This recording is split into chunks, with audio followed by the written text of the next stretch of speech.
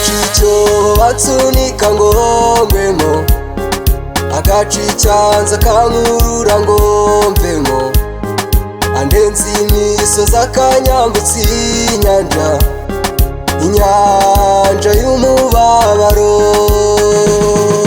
agacicyo batsunika ngo ngwemo, agacicyanza kankurura ngo mvemo. Haleluya, haleluya. Yesu nashimwe. Ndabasuhuje mu izina rya Yesu Kristo. Mwese abo tubana mu mwanya wa niba turi buri gitondo, tubyutse dushima Imana yacu izinze ijoro ikazingura amanywa. Dushimiye Imana intwari ku rugamba, dushimiye Imana yatwimanye yaturinze, dushimiye Imana yica imigambi y'incakura ikayubikana uburakari bwayo, dushimiye Imana ikomeje kutubera amaso, dushimiye Imana itugirira neza yuzuye urukundo no gukiranuka, dushimiye Imana icyubahiro kibi cy'Imana.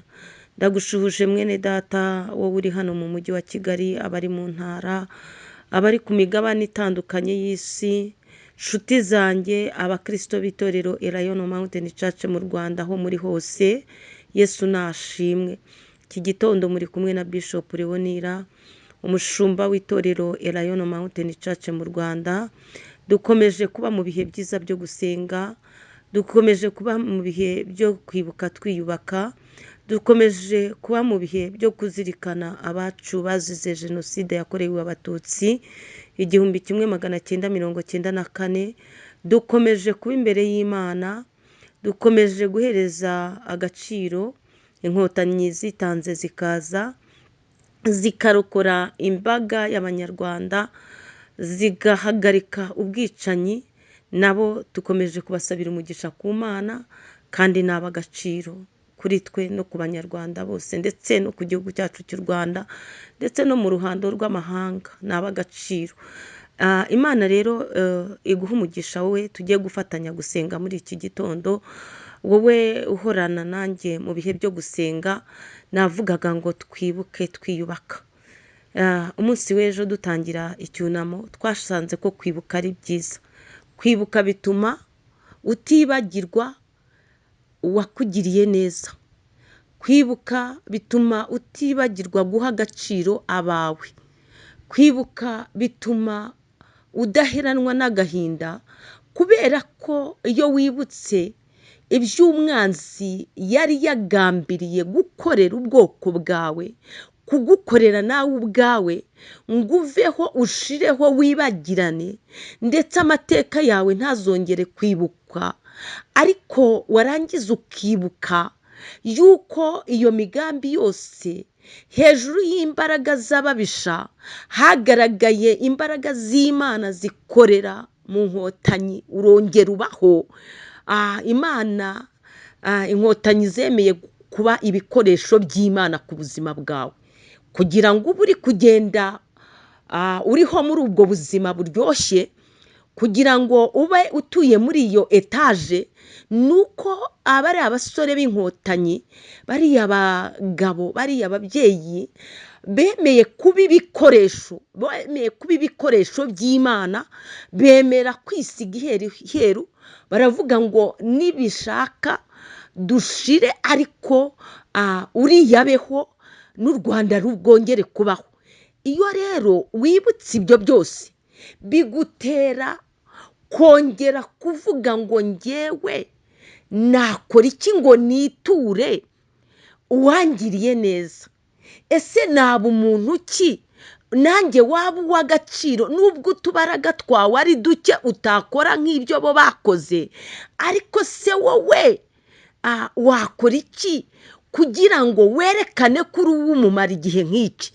Werekane ko imbaraga bakoresheje hari aho byanditse mu mutima wawe, ukavuga uti bangiriye neza.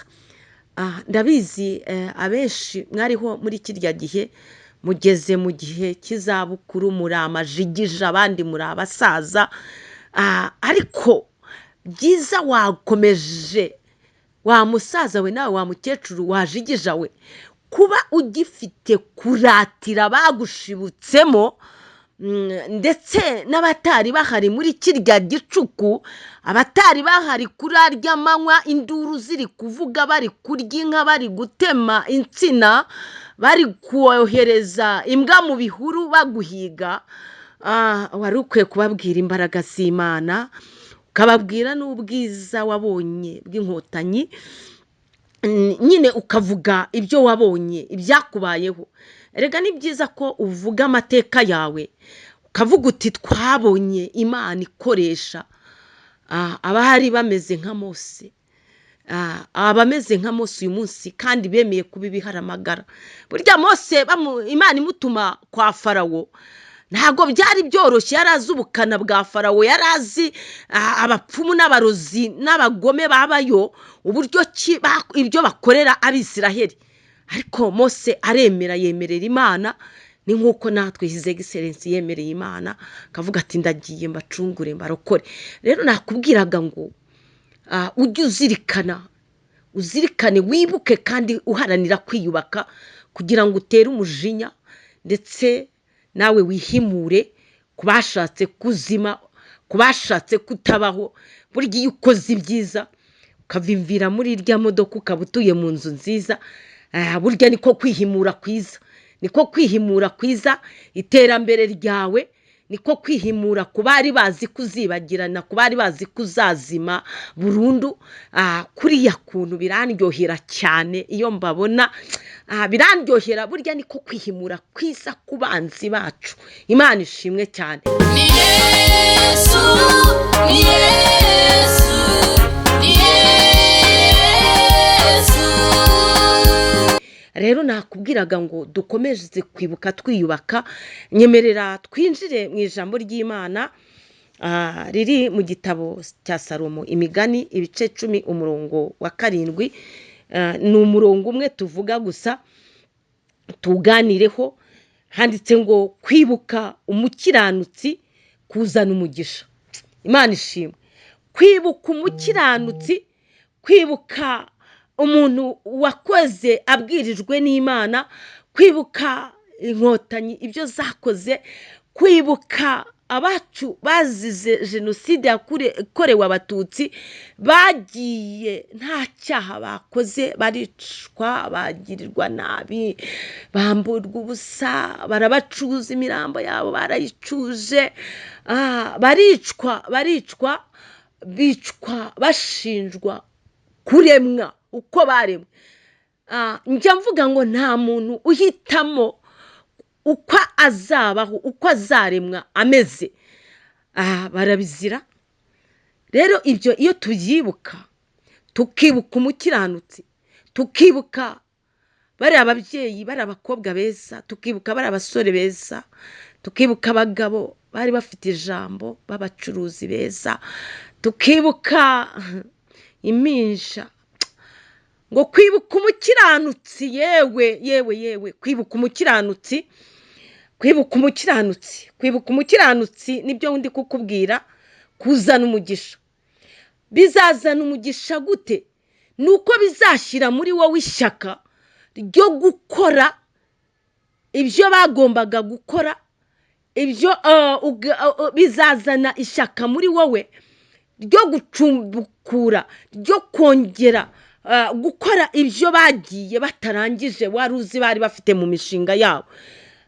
Bizazana umugisha kubera ko indangagaciro bari bafite za kirazira zo mu muryango wawe, nawe uzazishyigikira ndetse ukarushaho.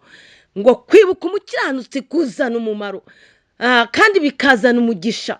Imana rero iguhe kwibuka, ariko uharanira kwiyubaka, uharanira kusa ikivi.